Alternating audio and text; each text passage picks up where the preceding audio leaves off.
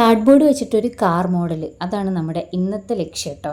അതിന് വേണ്ടിയിട്ട് ഇതുപോലത്തെ ഒരു കാർഡ്ബോർഡ് ബോക്സ് ഞാൻ എടുത്തിട്ടുണ്ട്. കാർഡ്ബോർഡ് ബോക്സിന് പകരം കാർഡ്ബോർഡ് നമ്മൾ കട്ട് ചെയ്ത് ഈ ഒരു ഷേപ്പിലാക്കിയാൽ മതി.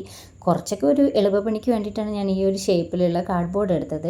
എന്നിട്ട് എനിക്ക് വലിയ പ്ലാനിങ് ഒന്നും ഇല്ലായിരുന്നു. തോന്നിയ പോലെയൊക്കെ അങ്ങോട്ടും ഇങ്ങോട്ടൊക്കെ കട്ട് ചെയ്തിട്ടും ആ ഒരു ഷേപ്പിലേക്ക് വെച്ചിട്ടാണ് ഞാനിങ്ങനെ ചെയ്തെടുത്തത് കേട്ടോ.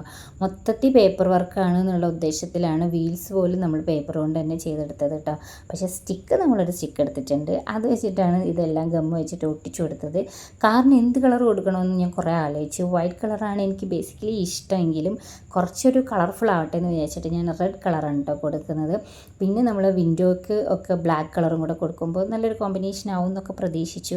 അപ്പോൾ ഞാനൊരു കാർ മോഡൽ ഉദ്ദേശിച്ചൊക്കെയാണ് ചെയ്തത്. അതിൻ്റെ ഒരു 7,000 പോലും ഇത് ഏകദേശം എത്തത്തില്ലെങ്കിലും ഏത് കാറാണ് ഞാൻ ഉദ്ദേശിച്ചത് എന്നുള്ളത് അറിയുന്നവരുണ്ടെങ്കിൽ ഒന്ന് കമൻറ്റ് ചെയ്യണം. സത്യത്തിൽ കാറും ഞാനും തമ്മിൽ യാതൊരു ബന്ധമില്ല കേട്ടോ. അങ്ങനെ കാറിൻ്റെ മോഡലും കാര്യങ്ങളൊന്നും അത്ര കാര്യമായിട്ട് നോക്കുന്ന ആളല്ല ഞാൻ.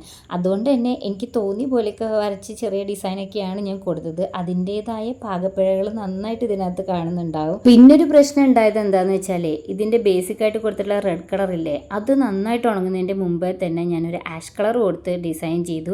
അത് ഉണങ്ങുന്നതിൻ്റെ മുമ്പേ തന്നെ ബ്ലാക്ക് കളർ കൊടുത്തു, പിന്നെ വൈറ്റ് കളർ കൊടുത്തു. അങ്ങനെ മൊത്തത്തിൽ അവിടെ ഇവിടെയൊക്കെ മിക്സിങ് ആയിട്ടുണ്ടായിരുന്നു കേട്ടോ.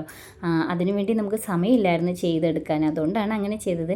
പിന്നെ ലാസ്റ്റ് ഏകദേശമൊക്കെ ചെയ്ത് ഒപ്പിച്ചെടുത്തു. പിന്നെ ഇതിൻ്റെ വീലെന്ന് പറഞ്ഞാൽ നമ്മുടെ സൈക്കിളിൻ്റെ പോലെ റൊട്ടേറ്റ് ചെയ്യില്ല കേട്ടോ. അതൊരു സ്റ്റിൽ മോഡലായിട്ട് നമുക്കിങ്ങനെ വെക്കാനേ പറ്റുള്ളൂ. എന്നാലും കുഴപ്പമില്ല, കാണാനൊരു ലുക്കൊക്കെ ആയിട്ടുണ്ട്. ഇപ്പോൾ നിങ്ങൾക്കിത് ഇഷ്ടപ്പെട്ടിട്ടുണ്ടെങ്കിൽ ചാനൽ സബ്സ്ക്രൈബ് ചെയ്ത് സപ്പോർട്ട് ചെയ്യാൻ മറക്കണ്ട.